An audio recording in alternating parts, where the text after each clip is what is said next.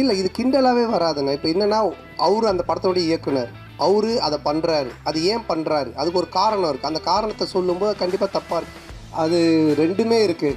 அதாவது வந்துட்டு 2 பேருக்குமே ஈக்குவலாக தான் ஆனந்த் பண்ணியிருக்காங்க.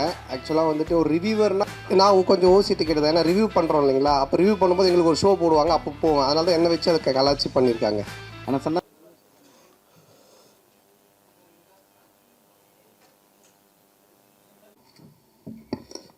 எல்லாருக்கும் வணக்கம்.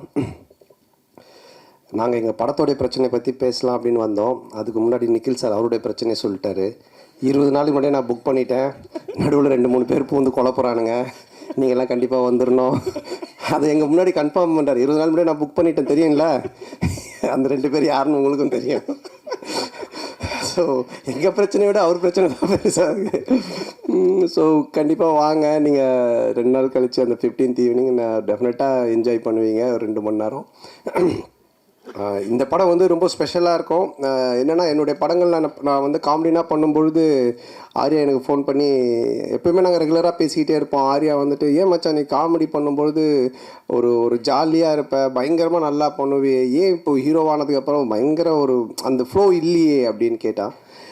இல்லை மச்சான், நிறைய கமிட்மெண்ட்டு, நிறைய விஷயங்கள், இந்த படம் பண்ணுறது, அடுத்த படத்துக்கு ஒன்று இது பண்ணுறது, இதுக்கு நடுவில் யாராவது ஒருத்தங்க அட்வான்ஸ் எடுத்துகிட்டு வந்துடுறாங்க, அது கதை கூட சரியாக கேட்க முடியாமல் டக்குன்னு ஏதோ ஒரு கமிட்மெண்ட் ஆயிரும் அப்படின்னு. அப்போ ஆர்யா சொன்னது, இந்த படத்தில் நீ ஃபுல்லாக க்ரியேட்டிவிட்டியில் இறங்கி வேலை செய், உன்னோடைய பிரச்சனை எல்லாத்தையும் நான் பார்த்துக்கிறேன், உன்னோடைய ப்ராப்ளம் எல்லாத்தையும் நான் சால்வ் பண்ணுறேன், நீ ஒன்லி வேலை செய்ய வேண்டியது இந்த 1 இயர் இந்த படம் மட்டும்தான் அப்படின்னா, அது எனக்கு ஒரு மிகப்பெரிய ஒரு பலமாக இருந்தது. ஸோ நீங்கள் இந்த படத்தில் மறுபடியும் என்ன ஒரு நல்ல ஒரு கதை, திரைக்கதை, காமெடி, என்னுடைய ஆக்டிங், இது எல்லாமே வந்துட்டு நிச்சயமாக உங்களை வந்துட்டு திருப்திப்படுத்தும் நான் நம்புகிறேன். மே 16 தியேட்டரில் போய் பாருங்கள். அதே மாதிரி ஆனந்தை நான் சொல்லுவேன், தமிழ் உலகின் கிறிஸ்டோஃபர் நோலன் அப்படின்னு சொல்லுவேன். ஏன்னா ஆனந்த் பண்ணுற கதை வந்துட்டு ஒரு லைனில் இருக்கவே இருக்காது. ஹாரர் ஜானர்னால் ஹாரருக்குள்ளவே இருக்காது. டிடி ரிட்டர்ன்ஸ் நீங்கள் பார்த்தீங்கன்னா ஏற்கனவே நான் சொன்னேன், அது மாதிரி அதில் வந்து கேம் இருக்கும், அதில் ஒரு காசு காணாமல் போய்டும், அதில் ஒரு த்ரில்லர் இருக்கும், அதுக்கப்புறம் பார்த்தீங்கன்னா ஹாரருக்குள்ளே ஒரு அட்வென்ச்சர் இருக்கும். ஸோ இப்படி எல்லா லேயரையுமே வச்சு, ஆனால் ரொம்ப அழகாக ரொம்ப ஈஸியாக பண்ணுவான். அந்த அளவுக்கு கொஞ்சம் நல்ல நாலேஜ் உள்ள ஒரு ஆள் ஆனந்து. ஸோ அது இந்த படமும் அது மாதிரி தான். இந்த கதையாக சொன்னால் யாருக்குமே புரியாது, என்னாலே புரிஞ்சிக்கவே முடியல. ஆனால் அதை ஒரு ஃப்ளோ பண்ணி ஒரு ஸ்க்ரீன் ப்ளேவாக பண்ணி ஒரு படம் அவுட்புட் காட்டும்போது தான் ரொம்ப நல்லா இருந்துச்சு. நல்ல காமெடியாக இருக்குது. டெஃபினட்டாக நீங்கள் எல்லோரும் சிரித்து பயங்கரமாக என்ஜாய் பண்ணுவீங்க. பட் நான் இங்கே என்ன தான் நாங்கள் கூவி படத்தை விற்றாலும் நீங்கள் பார்த்துட்டு சொல்கிறதா ரிசல்ட்டு. நீங்கள் தேட்டரில் பாருங்கள், ஃபேமிலியோடு பாருங்கள், குழந்தைங்க எல்லோரையும் கூப்பிட்டு போய் பாருங்கள், டெஃபினட்டாக என்ஜாய் பண்ணுவீங்க. கண்டிப்பாக நம்ம மே 15th ஈவினிங் இங்கே ப்ரிவியூவில் மீட் பண்ணுவோம். தேங்க்யூ. நன்றி. தேங்க்யூ. எல்லாருக்கும் வணக்கம். ரொம்ப சந்தோஷமாக இருக்கும் உங்களெலாம் இன்றைக்கி மீட் பண்ணுறது திரும்ப 1 வீக்குள்ளேயே.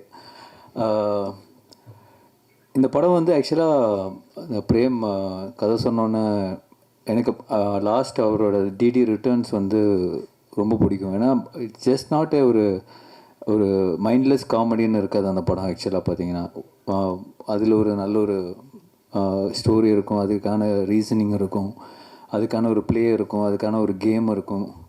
ஸோ அது வந்து ரொம்ப இன்ட்ரெஸ்டிங்காக இருந்தது. அது அந்த ஸ்பேஸில் வந்து அந்த காமெடி வந்து ரொம்ப பியூட்டிஃபுல்லாக எக்ஸிக்யூட் பண்ணியிருப்பார்.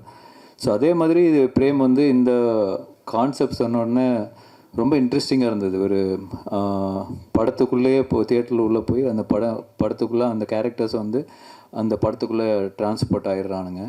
ஸோ அது வந்து ரொம்ப ஒரு நாவல் ஐடியா, ஒரு இன்ட்ரெஸ்டிங்கான ஐடியா. இதில் எப்படி ஒரு காமெடியும் சரி, அதில் ஹாரர் எலிமெண்ட் எப்படி கொண்டு வர போகிறாருன்னு ரொம்ப ஆர்வமாக இருந்தேன். பட் அந்த லைன் ஐடியா சொன்னதுக்கப்புறம் நான் அவர்கிட்ட சொன்னது தான், நீ கரெக்டாக பண்ணிட்டேன்னா இது சூப்பராக இருக்கும் ஆஸ் எ ஃபில்ம் அப்படின்னு. ஸோ கம்ப்ளீட்டாக பண்ணி முடித்த உடனே ரியலி லைக் இட். சந்தானம் சாரும் கேட்ட உடனே அவருக்கும் ரொம்ப பிடிச்சிருந்தது. So that's why beyond budget எல்லாமே வந்து அதெல்லாம் பார்க்காம இந்த படம் எடுத்தால், இந்த குவாலிட்டியில் எடுத்தால், இந்த லொக்கேஷன்ஸ் எல்லாம் யூஸ் பண்ணி எடுத்தால் மட்டும்தான் இதோட 100% ஒரு எக்ஸ்பீரியன்ஸ் பண்ண முடியும்னு அப்பயே முடிவு பண்ணிட்டோம். ஸோ கண்டிப்பாக சந்தானம் சாரோட அவரோட சப்போர்ட் இல்லாமல் இது பண்ணியிருக்க முடியாது. So I think full and full Santhanam வந்து இதில் வந்து உழைச்சி அவங்க பிரேம் கூட சேர்ந்து என்னெல்லாம் பெஸ்ட்டாக இதில் பண்ண முடியுமோ அவங்க 2 பேரும் சேர்ந்து பண்ணியிருக்காங்க. தட்ஸ் என்னோட இன்புட்லாம் ரொம்ப கம்மி தான். பட் தேர் எஃபர்ட் ஒரு லாஸ்ட் ஆல்மோஸ்ட் இயர் இந்த ப்ராஜெக்டில் தான் அவங்க 2 பேரும் ட்ராவல் ஆகிட்டு இருக்காங்க. ஸோ கண்டிப்பாக இந்த படம் நல்லா இருக்குன்னு எல்லோரும் நம்புகிறோம். ஸோ இந்த 16th ரிலீஸ் ஆகும்போது நீங்களும் பார்ப்பீங்க. So definitely very happy as a ப்ரொடியூசராக இந்த படம் ப்ரொடியூஸ் பண்ணியிருக்கேன்னு ரொம்ப ஹாப்பியாக இருக்கேன். அண்ட் கண்டிப்பாக அந்த ஹாப்பினஸ் வந்து இன்னும் அடுத்த லெவல் போகணும்னு நினைக்கிறேன். டெஃபினெட்லி இது மிகப்பெரிய சக்ஸஸ் ஆனால் இதோட நெக்ஸ்ட் லெவல் 2 கண்டிப்பாக சேர்ந்து பண்ணுவோம். So definitely so looking forward to it. Very positive about this project அதுதான் நான் சொல்லுவேன். So thank you so much. முந்தினம்ல பந்திக்கு சொல்லுங்க. ஏதாவது இந்த படத்தில் எங்களை மாதிரி யூடியூப் ரிவ்யூவர்ஸை சாட்டையால் அடிக்கிறீங்களா, சப்போர்ட் பண்ணுறீங்களா? அது ரெண்டுமே இருக்குது. அதாவது வந்துட்டு 2 பேருக்குமே ஈக்குவலாக தான் ஆனந்த் பண்ணியிருக்காங்க. ஆக்சுவலாக வந்துட்டு ஒரு ரிவ்யூவர்னால் எப்படி இருக்கணும் அப்படின்றதும் இந்த படத்தில் இருக்குது. அதே மாதிரி ஆஸ் ஏ ஒரு ப்ரொடியூசர் டிரெக்டர்னால் அவங்க எப்படி இருக்கணும் அப்படின்றதும் இதில் இருக்குது. ரெண்டுமே இருக்குது இதில். கண்டிப்பாக ஒரு பட்சமாக இந்த படம் இருக்கவே இருக்காது.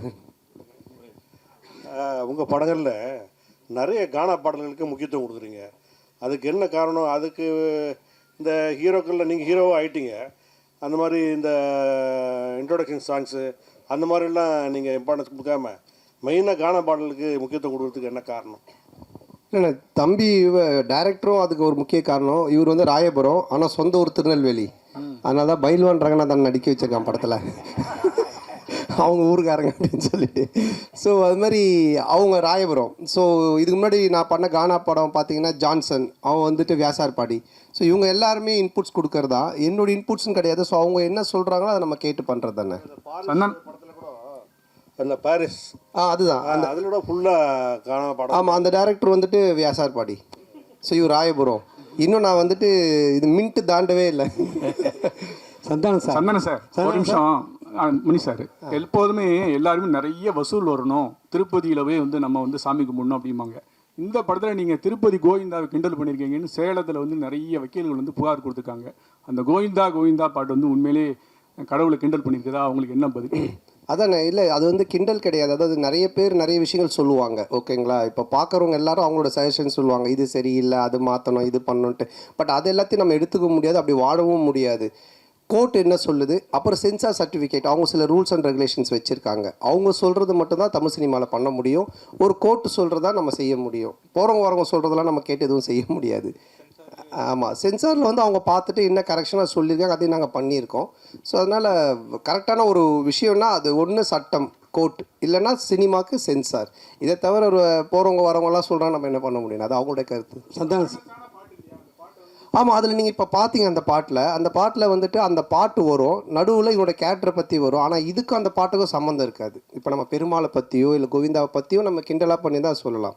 அது எனக்கு வந்து நான் வந்து திருப்பதிக்கு போய் இப்போ இந்த ரிலீஸ் பண்ணி கூட நாங்கள் போகிறோம். நாங்கள் வந்து வருஷம் எல்லா படத்துக்குமே நானும் ஆனந்தம் கீழேருந்து மேலே நடந்தே போவோம்.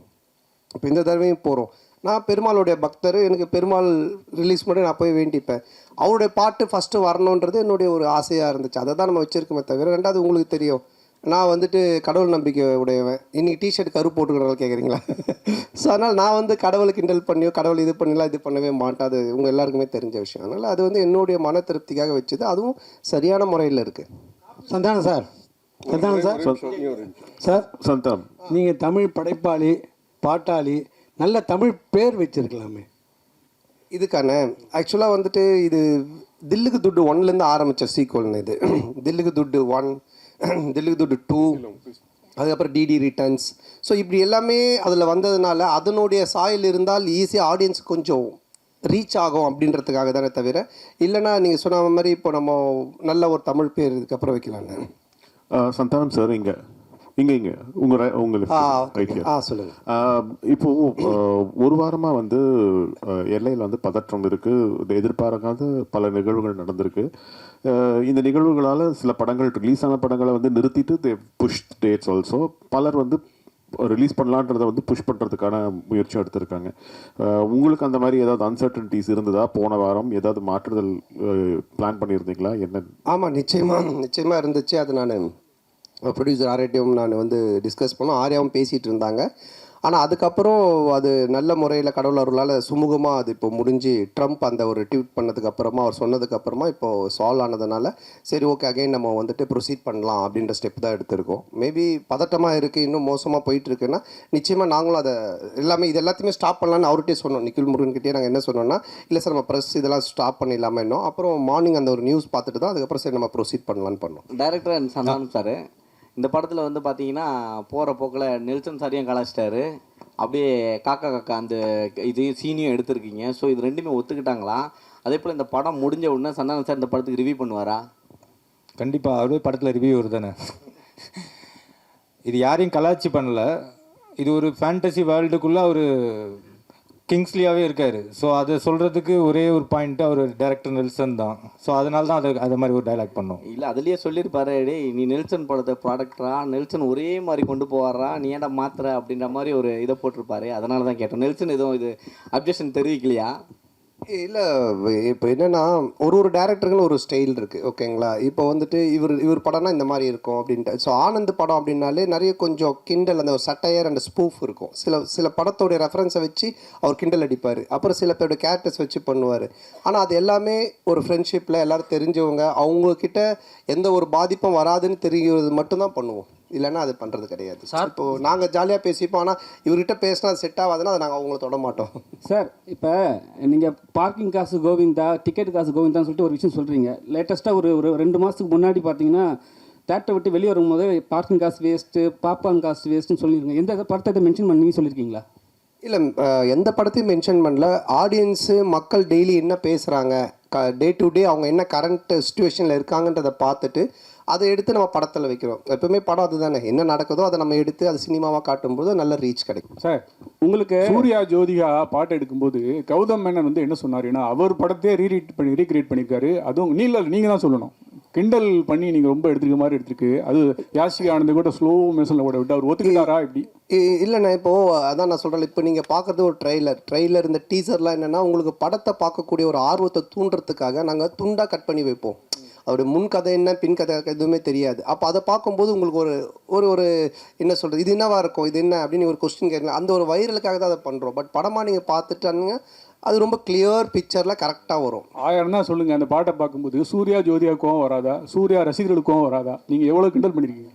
இல்லை இது கிண்டலாகவே வராதுண்ணா. இப்போ என்னென்னா அவர் அந்த படத்தோடைய இயக்குனர், அவர் அதை பண்ணுறாரு, அது ஏன் பண்ணுறாரு, அதுக்கு ஒரு காரணம் இருக்குது. அந்த காரணத்தை சொல்லும்போது கண்டிப்பாக தப்பாக இருக்காது. நிறைய படத்தில் நிறைய ரெஃபரன்ஸ் வைக்கிறாங்க, அது கரெக்டாக அந்த கதையோட ஒத்து வந்தால் ஓகே. திடீர்னு துண்டா சும்மா வெறுப்பேற்றதாக வச்சோன்னா தப்பாக இருக்கும். ஆனால் உங்களுக்கு வந்து ஆர்யாவை ரொம்ப பிடிக்கும். இப்போ ப்ரொடியூசராக நல்லா பிடிச்சிருக்கா, நண்பராக பிடிச்சிருக்கா? ஆர்யாவையா? இல்லை ரெண்டுமே தான். ஏன்னா நண்பனாக இருந்ததுனால தான் அந்த ப்ரொடியூசராக மாதிரி 2 பேருமே வந்துட்டு என்ன சொல்கிறது, ப்ரொடியூசராக இருக்கும்போது சில நேரத்தில் சண்டை வரும், நண்பனாக இருக்கும்போது சண்டை வராது. அடிக்கடி கோச்சிப்பான். அது மாதிரி வந்துட்டு இது நான் சொன்ன இது மாதிரி பண்ணவே இல்லை, இது பாரு இப்படி ஆயிடுச்சுன்னு. ஃபஸ்ட் டே ஷூட்டிங்கே கால் பண்ணி நான் வந்து உனக்கு காமெடி சூப்பர் ஸ்டார் நான் சும்மா தான் பேர் வச்சேன், நீ நிஜமாலே பண்ணிகிட்டு இருக்க அப்படின்னா. ஏன் என்னென்ன வேட்டையன் ஷூட்டிங்கில் எவ்வளோ செலவு தெரியுமா அப்படின்னா, தெரியாது மச்சான் இவ்வளோ செலவு அப்படின்னா. நம்ம ஷூட்டிங்கில் எவ்வளோ செலவு தெரியுமா, எவ்வளோன்னா அதே செலவு, அதே 200 பேர், அதே இது. நான் உனக்கு காமெடி சூப்பர் ஸ்டார் பேர் வச்சா சூப்பர் ஸ்டாருக்கு இவ்வளோ நீ செலவு பண்ணுவியா அப்படின்னு சொல்லி கோச்சிக்கிட்டான். அப்புறம் நான் சொன்னேன், இல்லை மச்சா இது மாதிரி இதெல்லாம் தேவைப்படுது அப்படின்னு. ஸோ அதுக்கப்புறமா ரொம்ப சொல்லுங்கள். ஒரு பாட்டில் வந்து பார்த்தீங்கன்னா படம் போட்டு 1 மணி நேரம் கழித்து வர்றாங்க, ஓசி டிக்கெட்டில் வராங்கன்னு சொல்கிறீங்க, அது யாரை சொல்கிறீங்க? இல்லை இப்போது நிறைய பேர் வந்துட்டு பார்த்தீங்கன்னா பப்ளிக்கில் வந்துட்டு இஷ்யூ பண்ணுறாங்க, ஏதோ ஒரு டிக்கெட்ஸ் கொடுக்குறாங்க, இல்லை ஃபேன் ஷோ போடுறாங்களா, ஏதோ ஒன்று பண்ணுறாங்கன்னு வச்சுக்கலாம். அதில் கும்பலில் சில பேர் வராங்க, வந்துட்டு அவங்கெல்லாம் சில விஷயங்கள்லாம் பேசுகிறாங்க. அது வந்துட்டு நாளைக்கு பார்த்தீங்கன்னா வைரல் ஆகுது. அது நிறைய என்ன சொல்கிறது ரிவ்யூஸ் ஷோஸில் நீங்கள் பார்த்தீங்கன்னா இருக்கும். ஸோ இப்போ இதை வந்துட்டு வைரலாக நிறைய பேர் பேசுகிறாங்க, கமெண்ட்ஸில் சொல்கிறாங்க, இவன் ஓசி டிக்கெட்டில் வந்தவன்பா, இவன் பார் லேட் அண்ட் டாச், இதெல்லாம் வந்து கமெண்ட்ஸில் வர்றது. அது எல்லாத்தையும் எடுத்து தான் அந்த லிரிக்கெல்லாம் கெளுத்தி எழுதுனது. ஸோ எழுதும்போது நல்லா இருந்துச்சு, நாங்கள் கேட்டோம், இதெல்லாம் லைவில் இருக்குன்னா சரி ஓகே பண்ணிட்டோம். ஏன்னா நீங்கள் இந்த படத்தில் எப்படி ஓசி டிக்கெட் வாங்கி படம் பார்க்குறீங்களா, இல்லை தேட்டரில் போய் வாங்கி படம் பார்க்குறீங்களா? நான் கொஞ்சம் ஓசி டிக்கெட் தான், ஏன்னா ரிவ்யூ பண்ணுறோம் இல்லைங்களா. அப்போ ரிவ்யூ பண்ணும்போது எங்களுக்கு ஒரு ஷோ போடுவாங்க, அப்போ போவோம். அதனால தான் என்ன வச்சு அதை கலாச்சி பண்ணியிருக்காங்க. ஆனால் இப்போது கம்ஃபர்ட் ஜோனுன்னு ஒரு சில ஹீரோஸ் இருக்காங்க, அதே டேரக்டர் அதே டீமோட. இந்த ஹீரோஸ்க்கு வந்துட்டுனா அவங்களோட டீம் பண்ணால் கரெக்டாக இருக்கும். இதை நீங்கள் எப்படி பார்க்குறீங்க? உங்களுக்கு இதே மாதிரி ஃபஸ்ட்டு பார்ட் 1, இப்போ 2, இதுக்கு அப்புறம் 3 பண்ண போகிறேன்னு சொன்னீங்க. ஸோ இதை தாண்டி நீங்கள் சண்டானமாக ஒரு ஆக்டராக, இப்போவும் ஆக்டராக இதை தாண்டி ஒரு லெவலுக்கு வர வாய்ப்பு இருக்கா? இல்லை இப்போ என்னென்னா படம் பார்த்தீங்கன்னா ஃபஸ்ட்டு மாதிரிலாம் ஒரு படம் பண்ணோம் டக்குன்னு இன்னொரு கதை அப்படின்லாம் கிடையாது. ஏன்னா இன்றைக்கி ஓப்பன் மீடியாவாகி போச்சு. ஓடிடி பிளாட்ஃபார்ம் வந்தோடனே ஹாலிவுட் படத்துலேருந்து எல்லா படங்களுமே ஆடியன்ஸ் எல்லாத்தையுமே பார்க்குறாங்க. ஸோ ஒரு டேரக்டரோடு ட்ராவல் பண்ணி ஒன்று சிங்க் ஆகி ஒன்று வந்து செட் ஆகிறதுக்கு மினிமம் ஒரு 2-3 படம் ஆகுது. அதனால தான் டக்கு மாற்றி போக முடியல. ஏன்னா என்னுடைய சிங்க் அவருக்கு தெரியணும், அவருடைய சிங்க் எனக்கு தெரியணும். அதுக்காக தான் அந்த மாதிரி ட்ராவல் பண்ணுறமே தவிர மற்றபடி. சந்தனம் சார் இங்கே தான் திருப்பி ரைட் ஹியர். உங்களுடைய நட்பு வந்து சிம்புவோட வந்து எல்லாருக்கும் தெரிஞ்ச விஷயம். அண்ட் அவர் வந்து ஒரு ரிக்வெஸ்ட் வச்சுருக்காரு உங்ககிட்ட, நீங்கள் மறுபடியும் காமெடியனாகவும் படம் வந்து நடிக்கணும் அப்படின்ட்டு. அந்த ரிக்வெஸ்ட்டை எவ்வளோ தூரத்துக்கு நீங்கள் எடுத்துக்கிட்டு இருக்கீங்க? இனிமேல் சந்தானம் காமெடியானவும் அடிக்கடி படத்தில் பார்க்க முடியுமா? ஏன்னா உங்களுக்குன்னு ஒரு ஃபேன் பேஸ் இருக்குது. அந்த ஃபேன் பேஸ் நீங்கள் மறுபடியும் காமெடியன் ரோல்ஸும் பண்ணணும்னு எதிர்பார்க்குறாங்க. இல்லை அதுதான் இப்போ காமெடி ரோல்னால் நீங்கள் ஃபஸ்ட்டு பார்த்த சந்தானத்தை பார்க்க முடியாது. நிச்சயமாக அந்த மாதிரி ஒரு சந்தானம் இருக்காது. ஏன்னா அது இப்போவே ஆடியன்ஸு டிவியில் நிறைய ஷோஸில் நிறைய ஆதித்யா சேனல் சிரிப்பெல்லாம் பார்த்துட்டாங்க. நீங்களும் யூடியூப்பில் நிறைய பார்த்துருக்கீங்க. ஸோ புதுசாக ஒன்று பண்ணணும். அது எப்படி டிசைன் பண்ணி பண்ணணுன்றதை நானும் யோசிச்சுக்கிட்டு இருக்கேன். அண்டு எல்லா படத்துலையும் என்னால் பண்ணுவேனான்னு எனக்கு தெரியல. ஏன்னா எனக்கு ஆல்ரெடி கமிட் ஆகி ஹீரோவாக பண்ணக்கூடிய அட்வான்ஸ் கொடுத்து ஒரு 3-4 பேர் ஆல்ரெடி வெயிட்டிங்கில் இருக்காங்க. ஸோ அதுவும் நான் பண்ணணும். இப்போ அதுவே நான் ஒரு படத்தை திருப்பியும் அவங்களுக்கு ரிட்டர்ன் பண்ணிட்டு தான் எஸ்டிஆருக்காக அதை பண்ணுறேன். அவருக்கு அதை என்ன மாதிரி பண்ண முடியுன்றதை நான் இப்போ டிசைன் பண்ணிகிட்டு இருக்கோம். அதுக்கப்புறம் ஆர்யாவோட ஒரு கமிட்மெண்ட் இருக்குது. நான் வடக்குப்பட்டி ராமசாமிலே சொன்னேன் ஆர்யாவோட நான் பண்ணோம் அப்படின்ட்டு. ஸோ அந்த கமிட்மெண்ட்டும் போயிட்டுருக்கு. ஸோ அதுக்கும் பேசிகிட்டு இருந்தோம். பட் இவன் எப்போ பண்ணுவான்னு தெரியல. இவங்கிட்ட அப்படின்னா ஆர்யா கியூபுக்கே 1 week ஆச்சு தான் அனுப்பினான் அப்படின்னு சொன்னேன். ஸோ ஆனந்தம் ஒரு லைன் ஒன்று எழுதியிருக்கான் எங்கள் 2 பேரை வச்சு.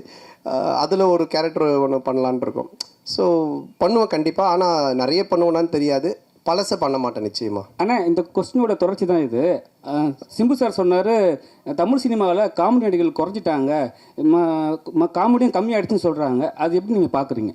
அவர் சொன்னதுக்கு என்ன வந்து பார்க்குறீங்க, நான் எப்படி சொல்ல? இல்லை, ஏன்னா அவர் உங்களை வச்சு தான் சொன்னார். நீங்களாம் வந்து ஆக்டர் ஆகி போயிட்டீங்க, ஹீரோ ஆகி போயிட்டீங்க. ஸோ வந்து தமிழ் சினிமாவில் காமெடி கம்மியாகிடுச்சுன்னு சொன்னார். இல்லை, என்கிட்ட அவர் பர்சனலாக சொல்ல வாங்க பப்ளிக்காக எல்லார்கிட்டையும் சொன்னார். அப்போ நீங்கள் நடிக்க வாங்கன்னு கூப்பிட்டாரு. நான் அதுக்கு எஸ்ன்னு சொன்னேன். அதை நான் எப்படி சொல்ல முடியும்? ஆரியா சார், சார்பட்டா பயங்கர ஹிட்டு, பிளாக் பஸ்டர், செகண்டும் வரப்போகுதுன்றாங்க. அதில் நீங்கள் இருக்கீங்களா? இல்லை அடுத்த படத்துக்கு ப்ரொடியூசராக காலத்தில் இறங்க போகிறீங்களா சந்தானம் சாரை வச்சு?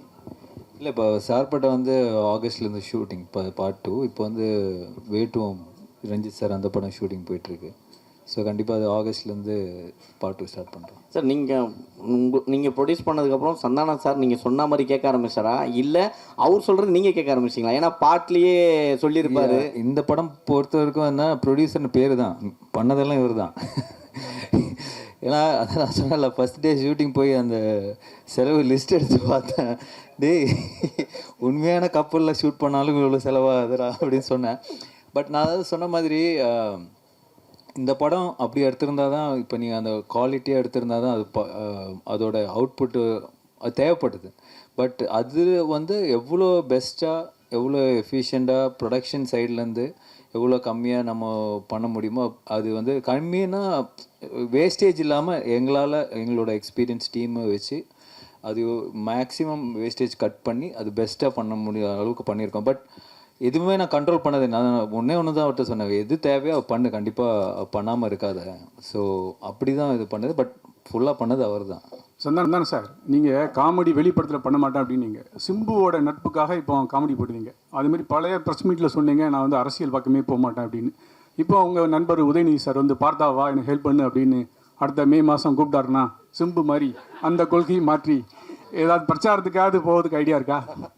சரி, அரசியலை பொறுத்த வரைக்கும் சார், யார் கூப்பிட்டாலும் யார் இது பண்ணாலுமே ஒரு விஷயம் தான் நான் வந்து தெளிவாக சொல்கிறது என்னென்னா, நீங்கள் உழைச்சா உங்களுக்கு சாப்பாடு, நான் உழைச்சா எனக்கு சாப்பாடு. இதை தவிர வேறு எதுவுமே கிடையாது. பட் நட்பு ரீதியாக சில விஷயங்கள் இருக்குது. இதெல்லாம் பண்ண முடியும், இதெல்லாம் பண்ண முடியாது. இப்போ நான் சிம்பு சார் எஸ்டிஆரில் என்ன கூப்பிட்டாலும் இப்போ அவர் வந்து சந்தானத்துக்கு கம்ஃபர்டபுளாக என்ன காமெடி பண்ண முடியும், அவருக்கு என்ன செய்ய முடியும் கேரக்டரா அப்படின்ற அந்த ஃப்ரீடம் எனக்கு கொடுத்துருக்காரு. அதையே பண்ணணும் அப்படின்னு அவர் என்னை ஃபோர்ஸ் பண்ணல, இல்லை அந்த மாதிரி ஒன்று சொல்லலை. அது மாதிரி உதய் சார் கூப்பிட்டாலும் அதுக்குன்னு சில எனக்கு இந்த கம்ஃபர்டபுள் ஓகே, இதை நான் பண்ண முடியும், நான் வந்து சொல்ல முடியும், இதெல்லாம் எனக்கு ஓகேனா நான் நிச்சயமாக போய் பண்ணுவேன். சரி சார், அது மாதிரி அன்றைக்கி சந்தானம் சார் அந்த ஆடியோ ரிலீஸில் பேசுகிறப்போ அவருக்கு புக் காமெடி இருக்குது, முட்டராஜனுக்கு எலி காமெடி இருக்குது அப்படின்னு. சந்தானம் சாருக்கு என்னெல்லாம் காமெடி இருக்குது படத்தில்? சந்தானம் சார் தான் இந்த காமெடியோட ஃப்ளோவே டேக் ஓவர் பண்ணுறவர். டோட்டலாக உங்களுக்கு ஓப்பனிங் படம் ஆரம்பித்ததுலேருந்து இந்த படத்தில் தான் சொன்னேன், ஓஜி சாண்டா ரிட்டர்ன்ஸ்ன்ற மாதிரி. ஏன்னா ஓவரால் இந்த படத்தையே கேரி ஓவர் பண்ணுறது சந்தானம் சார் தான். அவரோட ஸ்க்ரீன் ப்ரெசன்ஸ்லேருந்து அவரோட லுக்கு அவரோட பாடி லாங்குவேஜ் ரொம்ப ஃப்ரெஷ்ஷாக இருக்கும். உங்களுக்கு பார்க்கும் போது ஆடியன்ஸ்க்கும் சரி, எனக்கு அதான் எப்பயுமே சொல்லுவேன், எனக்கு ரொம்ப பிடிச்சது பார்த்தா காட்டுப்பூச்சி அந்த மாதிரி கேரக்டர்ஸ் பண்ணணுன்னு. ஸோ அதை பிரேக் பண்ணுவான் இந்த கிசா 47. கண்டிப்பாக என்ஜாய் பண்ணுவீங்க சார். சந்தானம் சார், இந்த டிடி பிரச்சனை உங்களை விட்டு போகவே மாட்டுது. இந்த டிடி பிரச்சனைக்கு ஏதாவது தீர்வு இருக்கா? ஏன்னா உங்களுக்குள்ளேயே தான் நடந்துட்டுருக்குன்னு ஒரு வார் போயிட்டுருக்கு அப்படின்றாங்க. இல்லை அது வந்துட்டு என்ன சொல்கிறது, ஒரு படம் ரிலீஸ் ஆகும்போது இப்போ பல பிரச்சனைகள் வரும். இப்போ அண்ணன் கேட்டாங்க தெரியல, சாங்கை பற்றி, டிடியை பற்றி வரும், அதை பற்றி வரும், போஸ்டரை பற்றி வரும். இது வந்து யூஸ்வலாக சினிமா நம்ம பண்ணும்போது எல்லாமே வரும். பட் ஒன்றே ஒன்று தான், எதுவுமே சட்ட ரீதியாக கோர்ட் மூலமாக ஒரு விஷயம் ஆனால் மட்டும்தான் அது பிரச்சனை. இல்லைனா மற்றெல்லாம் சும்மா வாய் பேச்சு. இப்போ நீங்கள் கூட 10 வார்த்தை கேட்கலாம். ஏன்னா நீங்களும் பிளாக் டிஷர்ட், நானும் பிளாக் டிஷர்ட், எது என்ன மாதிரி போட்டுங்க கூட கேட்கலாம். பார்த்தீங்களா, கைட்டிட்டு வெறும் உடம்புடைய போக முடியும் நீங்கள் வீட்டுக்கு. ஸோ அந்த மாதிரி தான் அது. சட்ட ரீதியாக என்னவோ அதுக்கு பதில் தான் ஆன்சர் சொல்ல முடியும். வேறு கொஸ்டின்? அனைவருக்கும் நன்றி, வணக்கம். நன்றி நன்றி, ரொம்ப நன்றி. படத்தை வந்து பாருங்கள், தொடர்ந்து சப்போர்ட் பண்ணியிருக்கீங்க. இந்த படத்தையும் கொஞ்சம் சப்போர்ட் ஆஃப் பண்ணிட்டீங்களா இருக்கா இதெல்லாம் கொஞ்சம் படத்தை சப்போர்ட் பண்ணுங்கள். நன்றி, தேங்க்யூ.